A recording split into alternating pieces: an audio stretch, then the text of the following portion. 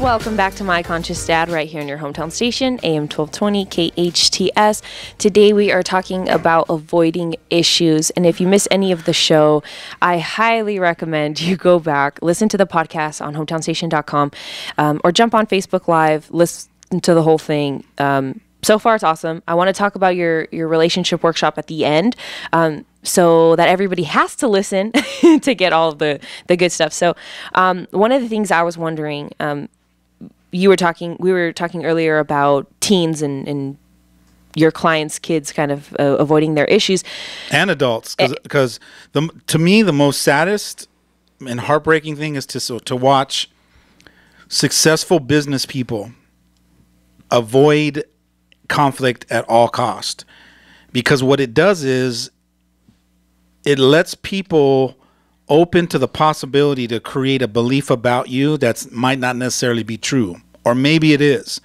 But when you avoid conflict and you don't have the courage or the confidence or have developed the ability to clean things up or to tie up loose ends or to make amends or to go back and address issues, you leave people with now an opening to make up a belief that you're not competent, that you're not a man of your word or a woman to keep her word, or that you're not a great business person. And that leads to now I can't trust you, or I don't want to do business with somebody that can't, follow up with an issue that I have that I've been trying to pin them down.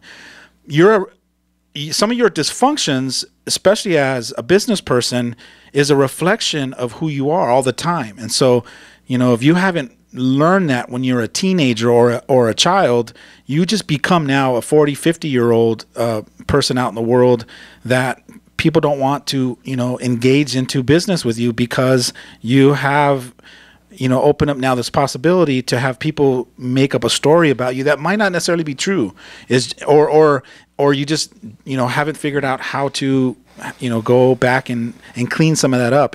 And being able to learn how to go and clean stuff up with people that you care about or people that you're in business with is a powerful component to leadership. You just someone has to teach you that. And I don't think many of our parents are either learning that for themselves or teaching their kids on a conscious level. Yeah, first I want to say I have a love-hate relationship with cleanups.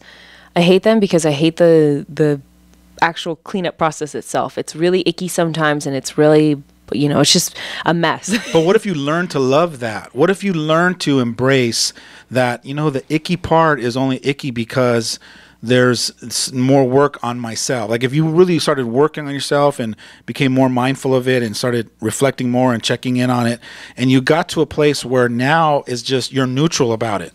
Now it's like, hey, there's someone. Let's say you get the feedback someone's avoiding you.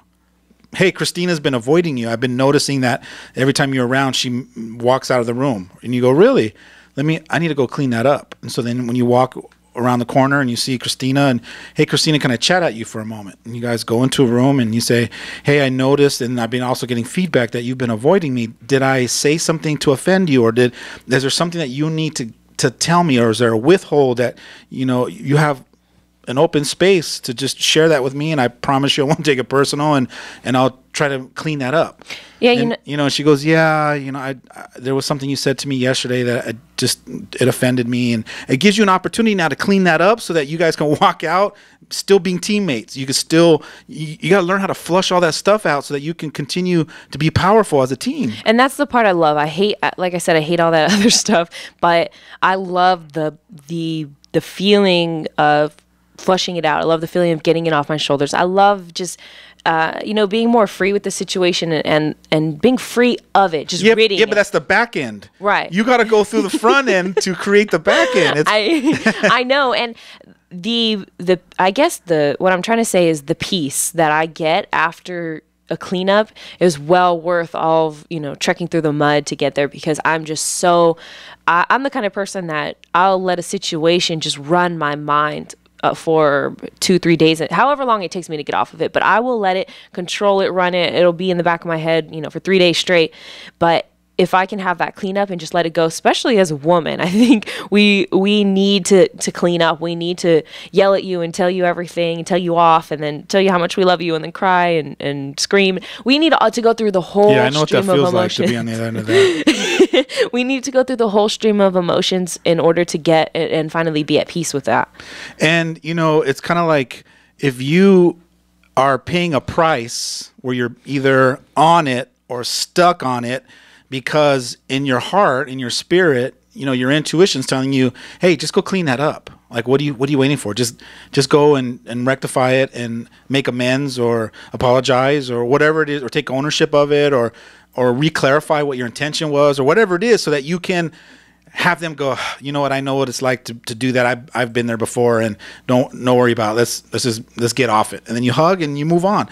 Like, you got to start learning how to find a new way to empower you to address those. And for me, to be honest with you, there's no better way than to just kind of force yourself to do it. And the more you force yourself, the better you get at it. I don't know if it's the third one or the seventh one or the 20th one or even the 32nd one, but finally you're going to get to a point after forcing yourself so many times that you're just going to flip a switch inside of you and you go, you know what? I'm actually pretty good at this. It's not as scary as my ego creates it to be, because I guarantee you, your ego's in the back of your mind chatting at you with all of its fears. Fear of not being accepted, fear that you're going to ask, hey, can I clean something up with you? And they're going to go, no, I'm still mad at you, right? That's like rejection. So fear of rejection. All of your fears are coming up that your ego is creating, stirring up and chatting at you, real silently in the back of your mind, that won't let you give yourself permission to engage and invite that person to have a one-on-one where you get into a private room, close the door, and you just hash it out. And we got to teach our kids how to learn how to hash things out. Yeah, and I think it's easy. Okay, it's not easy, but it's easier to force yourself to do it and just push through it than it is to force your kids. So, not that we should be forcing our kids, but as a parent, how do I implement or show them the value of this? Other than, being the example and doing it, how do I get them to see what I see? You have to model it, and you have to be willing to tell your son or daughter when you're modeling it, hey, you know what, this is very challenging for me. You have to kind of tell on yourself while you're doing it. Hey, I want to have a conversation with you, and this is very challenging for me because my ego doesn't like to be wrong, or this is challenging for me because I'm afraid that you're going to see me as being weak if I come in and clean stuff up. I think that's kind of the number one limiting belief that parents make up in their mind that stops them from going in and cleaning things up with their kids or their spouse, is that if I go and do this, you're going to see my weakness. You're going to see me as being weak. And that's not necessarily what the spirit sees. The spirit is jumping for joy, going, oh my God, this is what I've been yearning for, especially when it comes to men and women. Let's say a guy, gives him, his ego won't let him go and clean up and say, hey, I'm sorry, or hey, I made this mistake. But the woman inside is dying to go, no, that's what I want from you. I want you to put your pride aside. I want you to tell your ego to go take a break so that you can be real and authentic with me, and you can and be compassionate and be that kind of guy that we can sit down and have that kind of conversation with. Yeah, I can't even begin to imagine a world where, all the men can put their, and some women could put their pride aside and just apologize, or just not even apologize, open up for conversation and say, hey, I know that this is going on. I think we should talk about it. Women don't even need an apology most of the time. They just need to know that you're willing to have that conversation. I visualize it, and maybe call me crazy. Maybe that's why, I'm stuck, committed to teach men and women. I would love to start a men's group where I can teach them as well as myself to learn how to clean things up, or to be vulnerable enough to say I'm sorry, or I made a mistake, or hey, if I offended you, that wasn't my intention. I would love to have classes like that. I just don't have enough courageous men around me, or in my community, or in my world saying, hey, I want to learn that. For whatever reason, I don't have guys coming out of the woodwork saying, yes, teach me that. That's valuable to me.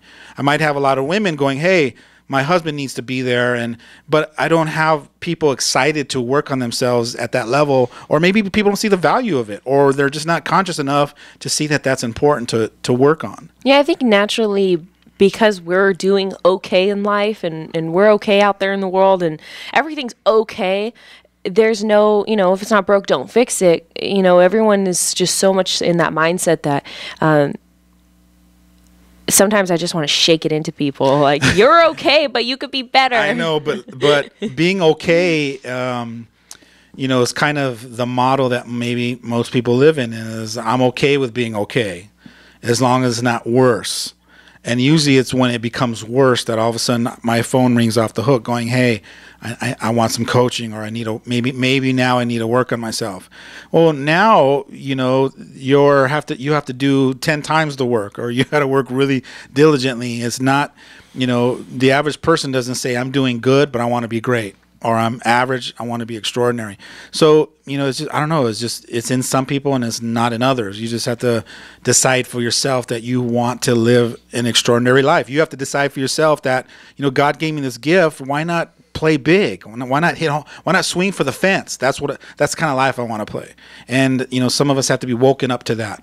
For some, it's, a near-death experience that we just have this new epiphany and go, I want to start living like that. Or, some of us have to, almost lose a loved one to go, wow, I just realized how precious life is to me, and I don't want to waste one more time arguing or suffering or just living in survival mode. I want to learn how to grow and discover the greatness in me and you, and let's share that kind of life together. Yeah, and there's nothing wrong with going through life and experiencing those things, arguing and fighting with the people you love and everything, as long as we can get off it faster, as long as we can get better at avoiding it, or as long as we are working towards avoiding it or fixing it.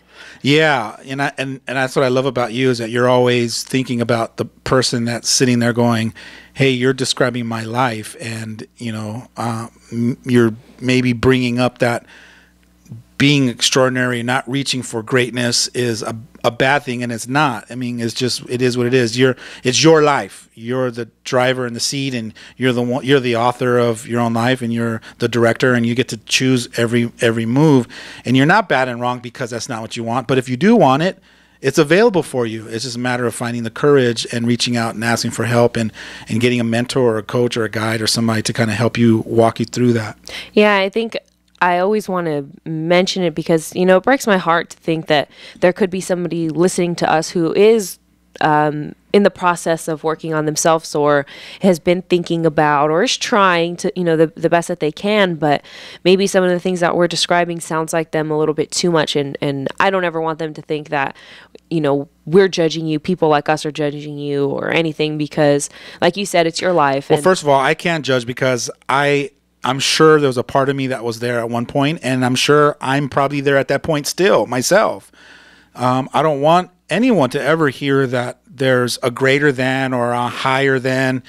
There's just where you are is where you're at. And it was funny because I was remembering the other day, one of the projects that we took on maybe about 4 or 5 years ago here in Santa Clarita Valley, where I had a bunch of the kids from the teen training helping on a project here where we were building a home for a vet. Do you remember that? Yeah, it was the Habitat for Humanity Heroes. Yeah, and so I remember one time we were all wearing our shirts and they had the Alex Urbina logo on it and said Life Leadership.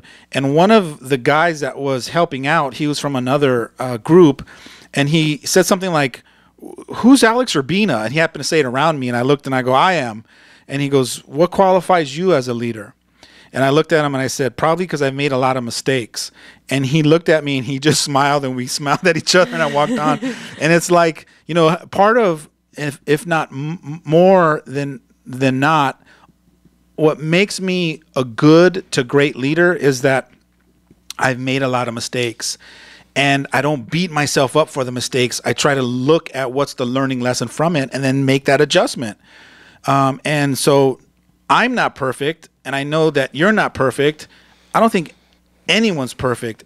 It's a matter of can I be okay with my imperfections? And am I willing to learn how to keep being more effective? Transformational work and personal growth isn't about being perfect. It's about being more effective. I just want to learn how to fine-tune my craft and my abilities so that I can be more effective in my relationships. That's it. So am I more effective in relationships than most people? Maybe. But I'm really happy with my results. But I always want to keep getting, I want to keep going deeper down the rabbit hole, if that makes sense. Yeah. And it's funny because, growing up, obviously with you as my dad and in the community that we're in and that you are a part of, people are always telling me, gosh, you're so lucky that Alex is your dad. You're so lucky. You get, and I bet every day is whatever they say. They're always just, expecting or assuming my life is a certain way, but it's hard. It's challenging. It's not as easy as they think. It's not like I'm blessed every single day with opportunities to grow and to learn and everything. It's just I'm just like them, and I'm just like you, and I'm just like, I'm trying to figure out how to go my life and do my thing. So when some people are like, man, I wish your dad was my dad. I wish I could go to somebody and just talk to them all day about my problems and everything. And that's not what it's like. And I have people that are like, dude, your daughter is amazing. I wish I had a daughter like that. And it's like, no, you need to look at your own daughter and say, I'm so glad I have a daughter like you, and start learning how to model and teach you and your daughter and your son and your wife how to grow together. It's just about growing. It's not about one's better than the other. If they only knew some of the challenges that you go through and that I go through and that we go through together, it's work. It's not roses. You don't just one day wake up and you're enlightened. It's a journey that you got to really tromp through. You got to scratch and claw and climb over and go. It's like those mud, see those mud challenges where they walk out or like a hike up to Half Dome. When you come down and you've been walking for 9 hours and you left in the dark and you came back when the sun's already down and you're walking back looking like zombies. You're actually hiking for 16 hours, but is that what it is? That's how long it took us. But the people who I do get that feedback from, they're all adults. They're always adults in the life leadership kind of community, and I always tell them in the nicest way possible without offending them, you don't need a dad like mine. You could be a mom to your kids like my dad is to me. You could be a dad to your kids like my dad is to me, and I always tell the parents that, because they're always the ones that are like, wow, you're so lucky. And because they see the value in all that stuff. Well, if you could see the value in it as a kid getting that from their parent, why can't you be the parent, giving it to your kids? So. Yeah, when we come back from the break, that's what I want to address. I want to address, why is it important to teach our kids or our teens how to address their issues and really tackle their circumstances instead of avoiding them and hiding out. And I want to talk about the Extraordinary Relationship Workshop. So stay tuned for more of My Conscious Dad right here on your hometown station, AM 1220 KHTS. Good afternoon, everyone. You're listening to My Conscious Dad right here on your hometown station, AM 1220 KHTS. Today we are talking about avoiding issues. Before we went on the break, Dad, you wanted to talk a little bit about why it's important to teach your teens how to stop avoiding issues. So I'm going to go ahead and let you take that over. Yeah, for me, it's like the reason why I think it's important to teach our kids and our teens to learn how to be competent enough to engage in issues or circumstances that might still need to be cleaned up or handle all the loose ends in our life is, for one, it helps our kids feel confident in their own ability to, one, navigate challenges. Because believe me, the 21st century is going to throw so many challenges at them when they hit the real world, right? Not the world in your living room and in your home, the safe environment, but out in the real world, like a job or at a job interview. Just out in the world where people are dog eat dog, I'm here fighting for me and me only. They're going to have to start addressing some of those challenges, especially in relationships. They're going to have to learn how to navigate challenges, and they need somebody that they trust that is evolved enough to be able to create a safe space for them to teach them and walk them through what does it look like to address. It looks like an invitation. It looks like in the invitation, you're asking open-ended questions to get the other person to tell you what their issue is, and then listen to the issue from a compassionate place.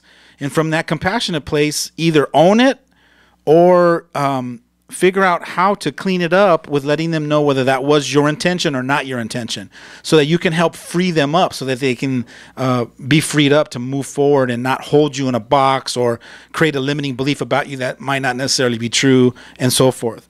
The other thing is it helps your kids learn how to do conflict resolutions, how to address a conflict and find a resolution and find some answers so they can help you keep moving forward.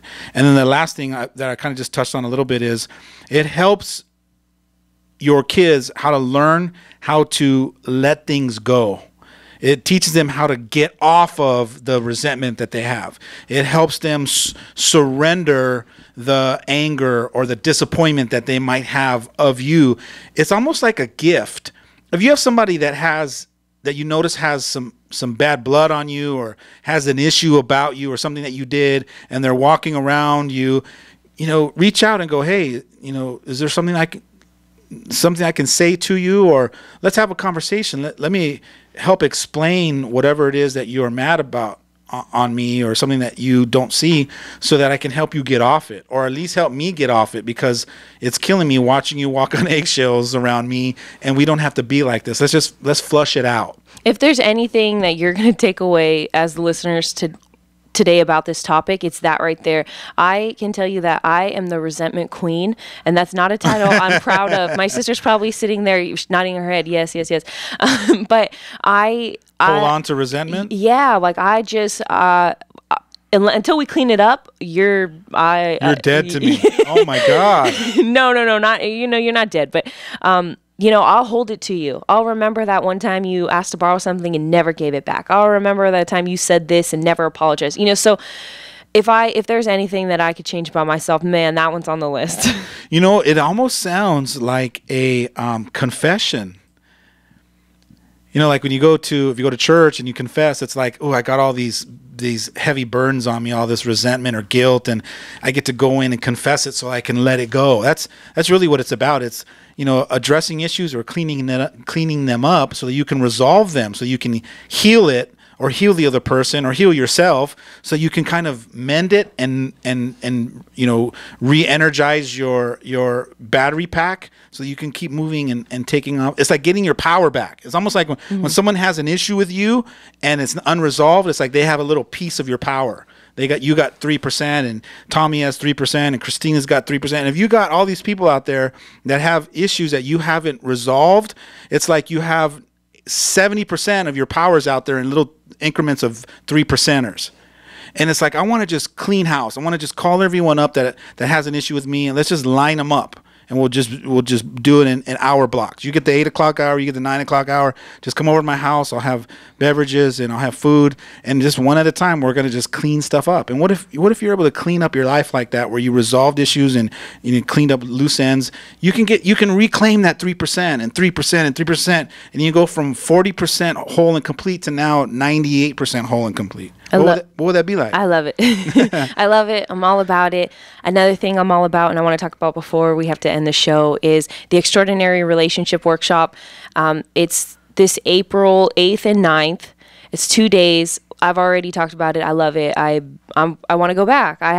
You haven't done this for like a year. So, and I have a friend that I had no idea was waiting for you to do one. What? So she's been waiting for you to do one. Yesterday, she sends me a screenshot of your invite, and she's like, please invite my boyfriend to this. So I go on the little page, I invite him. I did not think she's not like that. So ladies, if you want me to invite your boyfriends, add me on Facebook. I will invite them.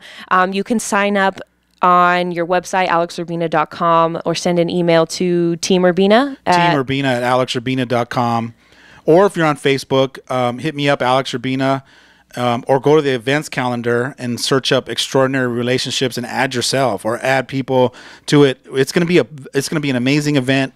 About 30 to 40-ish I'd love to have 60 people in there, from couples to singles, and we're just going to get in a room and we're going to learn how to create extraordinary relationships. We're going to teach you how to, take an average and ordinary relationship and just keep reinventing it. And I'm going to teach you some distinctive things about yourself to help you get out of your own way so you can work on yourself. And this is an advanced, and I call it an advanced course for people that are committed to doing the work. Don't show up and just be like, okay, show me something, teach me something, arms are folded. You're going to notice that there's going to be some powerful people there ready to get work done, and the ship's going to take off, and it's going to be extraordinary. And you guys, I'm serious. Send me a friend request. Send me the name of the person you want me to invite to. It's a great conversation starter. I'll send that invite. I'm serious. Thank you so much for listening today on My Conscious Dad. We're here every Friday from 12 to 1 right here on your hometown station, AM 1220 KHTS.